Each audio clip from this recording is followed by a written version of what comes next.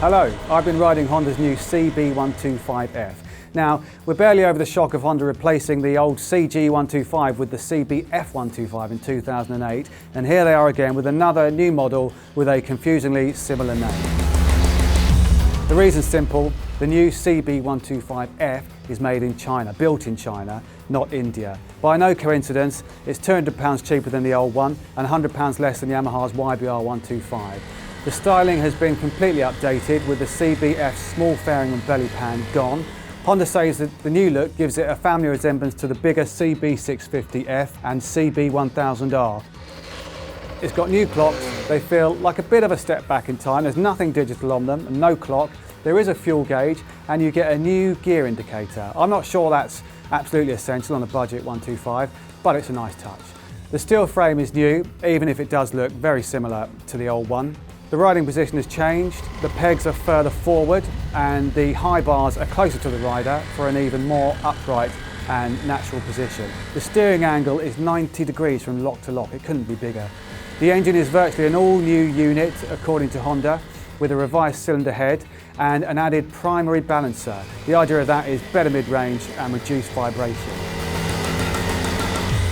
Peak figures are less though. The CB125F makes 10.6 horsepower and 7.5 pounds-foot compared to the CBF125's 11.2 horsepower and 8.2 pounds-foot. But those modest figures are enough to make riding the CBF125 a cheerful experience. There's just an imperative to use all the power all the time. Pulling away, you're at 5,000 RPM by the time you're off the clutch. Accelerating onto a motorway, you'll be constantly shifting to stay above 7,000 with the red line at 9,000. In fact, to make any kind of progress really, you'll probably be permanently above 6,000. But the engine's willing and smooth at those speeds, so it feels perfectly natural. Claimed fuel economy is an astonishing 145 miles per gallon. The 600-mile first service requires a valve clearance check. Honda couldn't give an exact cost on that, but said the entire service would take less than an hour. Later intervals are every 2,500 miles. The seat is firm, but the suspension makes up for it. It's soft enough for uncomplicated comfort, much like the CBF125's. The launch ride was 120 miles from a hotel in Windsor to Goodwood and back, and I was still pretty comfortable by the end.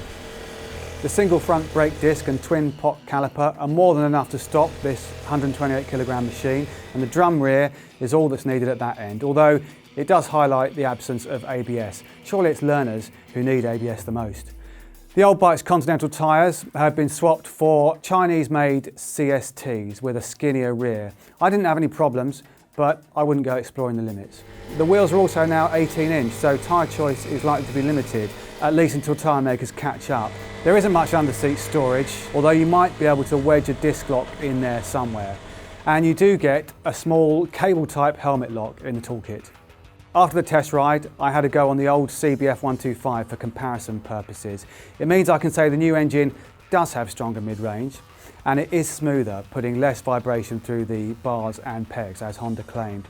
But the comparison also highlighted something else. The new CB125F is on the 9,000 RPM red line at 65 miles an hour in fifth gear, top gear. The old CBF125 will do 70 in fifth before hitting its red line, which is at 9,300 RPM.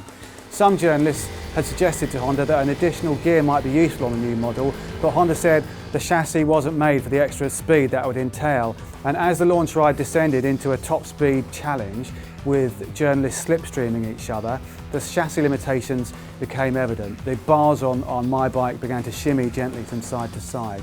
To learners who won't go on the motorway, I say the lower usable top speed doesn't really matter. The new bike is less vibey and cheaper than the old one. Go ahead and buy it. But to anyone with a full licence who's looking for a cheap all-round motorcycle, I'd say get the one that can do the national speed limit while it's still in Honda's lineup.